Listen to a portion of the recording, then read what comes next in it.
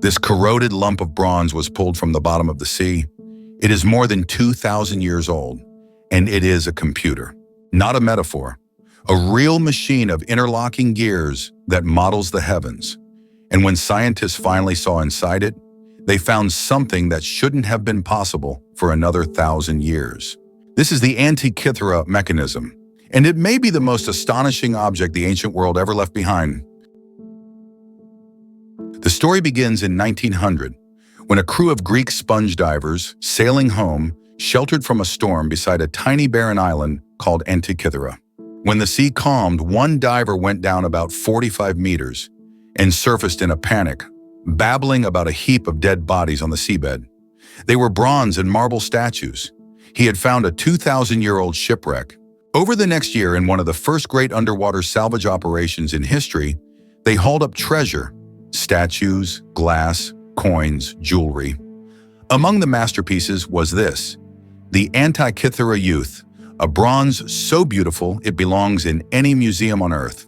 And beside all that beauty sat an ugly, unremarkable lump of corroded bronze and rotted wood. Nobody gave it a second look. For months it sat ignored in a museum in Athens. Then in 1902, an archaeologist named Valerio Stace looked closer and froze. Set into the corroded bronze was a gear wheel, and around it, tiny letters in ancient Greek. A gear, in an object 2,000 years old. Gears like this weren't supposed to exist until the Middle Ages.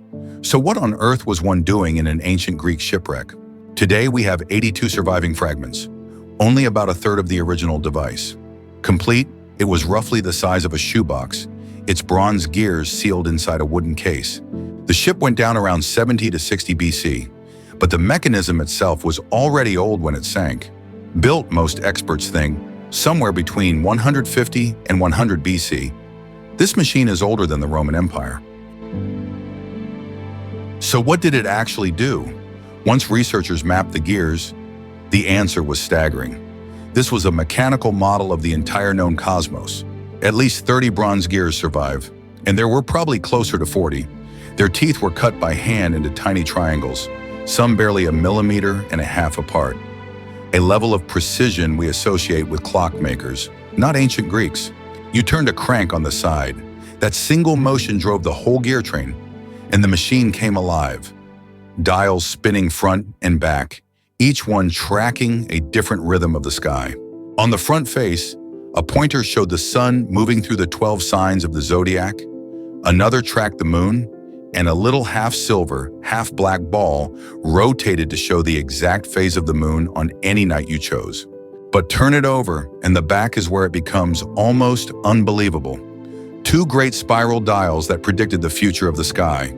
The upper spiral tracked a 19-year cycle the Greeks used to keep the moon's months and the sun's years in step. The same problem that decides the date of Easter to this day.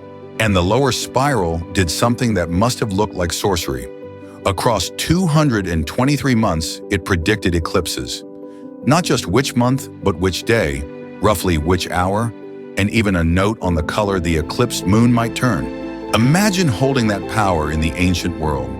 You could tell a king to the day when the sun would go dark, 18 years before it happened. There was even a dial for something wonderfully human, a 4-year countdown to the Pan-Hellenic Games, the Olympics, and the festivals at Nemea, Delphi, and Isthmia. A cosmic computer that also told you when the games were coming.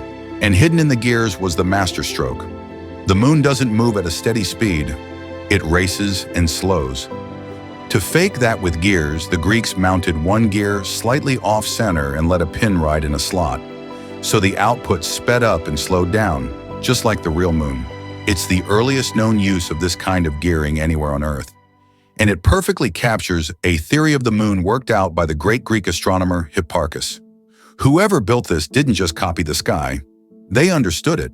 And in 2021, a team at University College London went further, arguing the missing front of the machine displayed all 5 planets the Greeks knew: Mercury, Venus, Mars, Jupiter, and Saturn.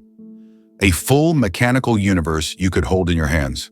That part is a reconstruction, not recovered metal, but it fits the evidence beautifully. Now here is the part that genuinely unsettles historians. It isn't how the mechanism was made, it's what happened next. Because after this, nothing.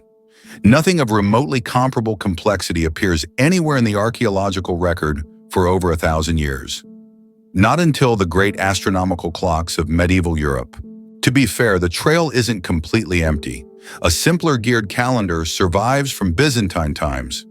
Around the year 1000, the Islamic scholar al-Biruni described a geared device, and Muslim astronomers built geared astrolabes. But those were faint shadows of what the Antikythera-mechanism already did. 1,000 years earlier, the knowledge to build a machine like this didn't just fade, it disappeared almost completely for 1,000 years. Which is exactly the kind of thing that makes people reach for wild explanations. Aliens, time travelers, a lost super civilization. So let's be honest about that. It wasn't aliens. And we can say that with confidence because every single part of this machine is unmistakably, gloriously human. And Greek.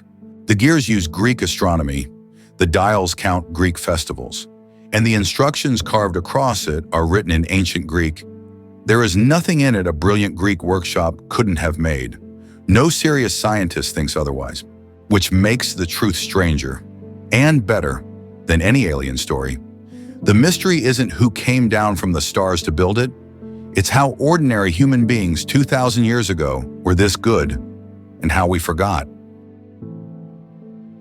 So how do we know all this? From a shattered lump of corrosion? For decades, we didn't. The mechanism kept its secrets until technology finally caught up with it. In the 1970s, a physicist named Derek DeSolla Price used X-rays to peer inside and count the first hidden gears. But the real breakthrough came in 2005. A team shipped an 8-ton X-ray scanner all the way to Athens. A machine so powerful it could see straight through the fused, corroded metal, layer by layer, and count teeth no human eye had seen in 2,000 years. And when they enhanced the surface, thousands of hidden Greek letters emerged from the bronze.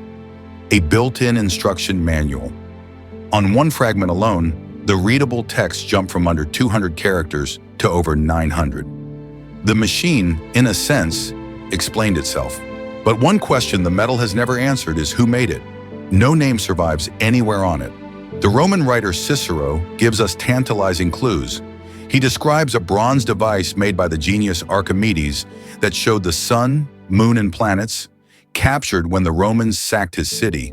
And he describes another, built in his own lifetime, by the philosopher Posidonius on the island of Rhodes.